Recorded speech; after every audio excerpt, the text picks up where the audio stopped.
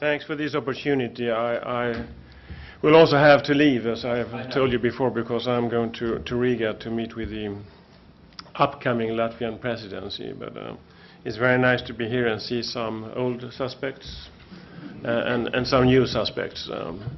And I understand that you're all celebrating the International Man's Day today.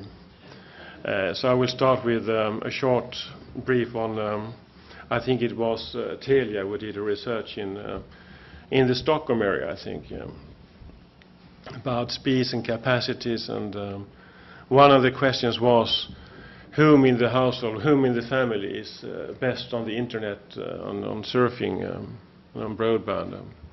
And 60% of the men said it's the father. 20% of the women did so. They said, the others said it's his children. So it was a rather different point of view on the self-image. But in this research, it was also stated that nearly 80% of people in the households look forward to use the video camera and the camera in order to be in touch with their family on Christmas Eve. Meaning, not only on Christmas Eve, because I say this because this is giving some view on how things will be used in the future, and most of these things we already know. But what I'm trying to point on, touch at, is that the small things we see today will probably be extremely much bigger tomorrow. I think that all of you are using the apps in your smartphones. And note that I didn't do any commercial now mentioning any specific brand. But the apps are not very old. They are 3 or 4 years old.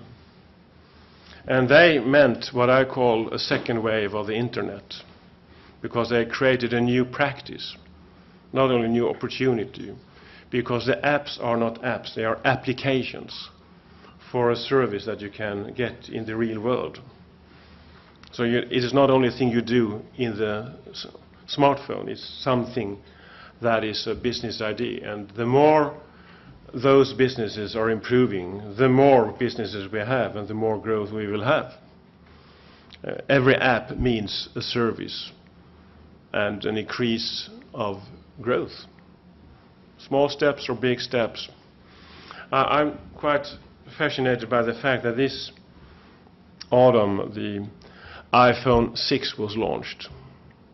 And if you remember how much it was discussed on beforehand and how much is discussed afterwards, it is highlighting the impact of a new product, because it means that you have new services all the time available.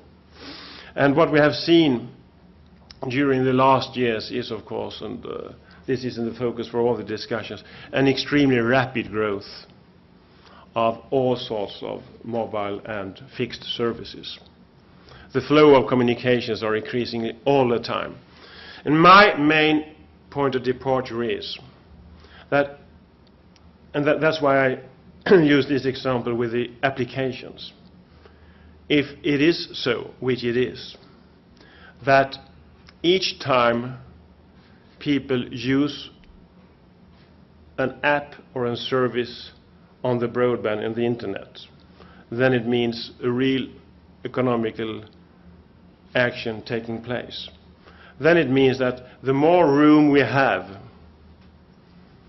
on the broadband, and the more capacity we have, and the higher speeds we have, the better opportunities we have for the real world to market or to develop or deliver products and services on the internet. And this means at the same time that the more restrictions we have, the less capabilities we have, the lower speeds we have, the lower and the smaller opportunities we will have for the development of our economies. And if you look around in Europe and in the US, you can see that where we have taken height for the capacity and the speeds, economies are going quite well. This is not only because of that, but I think it's also because of the fact that in the countries where you have invested a lot of broadband, you have had rather good public finances and growth and opportunities as well. But it's linked to each other. And it's very obvious in the regions of Europe where you don't have access to high-speed broadband and high capacities, you have lower growth, because it is undermining the competitiveness and the opportunities. I think what was important when we discussed the Connecting Europe facilities, which was very much diminished because of the budget restrictions, and I think that was a wrong budget priority. We tried to open up for more use of the structural funds into this sector, but also we did also launch the legislation about how to simplify the deployment of broadband. I think it's good if we will get some more money for the Connecting Europe facility. But I think, to be honest, I don't think it will be that big change. It is much more important to simplify the deployment of broadband as much as possible.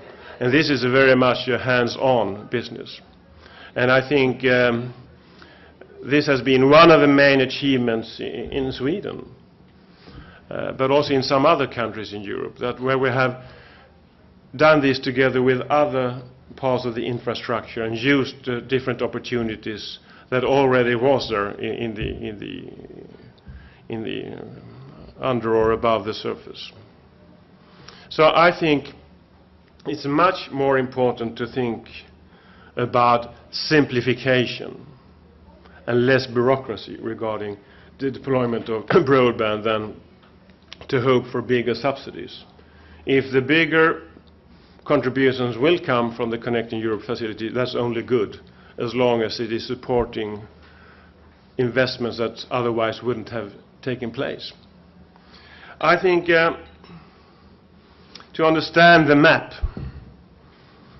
of broadband today, it's important to see that this is a really changing landscape, and I know that everyone knows that here.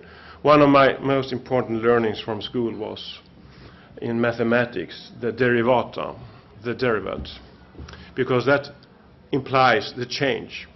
It has not only a mathematical dimension, it's broader than that. And I think we are in a much bigger change than anyone here understands, and I include myself. Because the whole development of broadband and internet has been followed by daily surprises of how things are done. We know that there is a huge demand growing for video, and in reality much more of TV is now taking place via the IP distribution. And the interesting thing is that the broadcasters didn't see this. They were defending the terrestrial frequencies, and now I'm talking about the mobile side, as much as possible, because they didn't see that the new generations are consuming TV much more via IP. And they could have limited themselves if they had succeeded, because if we had less frequencies for mobile, then there would have been less IP TV, even when we're talking about the fixed connections. But I think let's look upon how things will develop more, because we will in our households do much more regarding medical services, much more about screening, much more things that we don't know anything about, because there is some smart one out there which is smarter than all of us here just now, and he will earn some billions while we are sitting here on a conference. I'm rather sour about that. But I think that is rather reasonable to assume that this is the case. So bad luck for us, good luck for him or for her. But still, these things will happen. And they will also happen in a number of other areas. Let me point out one thing that is extremely important for Europe, and that is the mobile side. And now I'm not talking about mobile and wireless. I'm talking about auto cars, the auto industry. We will now more and more see, and we have already tests going on with driverless cars without a driver. That is in most families seen as an advantage. But it will take place more and more. And if the European car industry is to be in the lead for this, we need to have these tests. Google is now investing in fixed and wireless broadband in a number of places in US in order to have the opportunity to test vehicles without drivers. So this is, as we say, this is big. And anyone here can figure out, will it happen or will it not? Maybe it will not happen because it might be a very bad idea, but everything looks like it will happen. And if it will happen, then I can tell you, we will be very eager to have the highest levels of capacities and speeds. Because if you are in a rondel and you lose the connection, you will be quite sour. And now I'm talking only about one of the possible developments. And those regions which will have the capacities and the speeds will be in the lead for this development as well as for all the other developments. And that's why I will end up here by saying that in order to understand the map, we need to know where to go. And I have said it very many times when I have met you here before, but also in Parliament. I think the present targets of having 2020, 6 years ahead, 2020 as a target that 50% of the households shall have 100 megabits and 100% at least 30 megabits, that is already old-fashioned. And if you think about that and if you plan for that, you can have how ambitious investment plans as you wish, but they will be outdated probably already 2016 or 2017. In South Korea, they are working with 1 gigabit. They have a different environment and different structure, but still. In Japan, they did some years ago tests which gave the opportunity to provide 13 trillion bits. I can't understand that, but I know Jürgen here who is... yes, thank you for the help. That's what I wanted to try to describe. And in UK, of all countries, British Telecom did tests now giving 1.5 terabits, which you see that suddenly this gigabit discussion is not that unreasonable. In some municipalities in Sweden we have this 1 gigabit. I know that they have it in Sunne. For those who are not from Sweden, far away, you don't need to go there, unless you don't need 1 gigabit, because you can't get that in Stockholm. Well, of course, I know always someone tell me, but then you can help me with that where I live. Yes, thank you.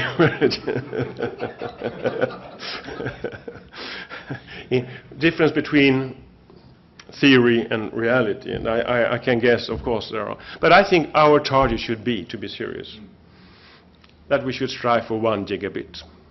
And that can only be achieved by fixed lines, black and optical fibre. And that can only be achieved where you invest in this. That can only be achieved where you have the competition that is enforcing this, but also the simple utilization of the opportunities we have. I stop there. Thank you very much.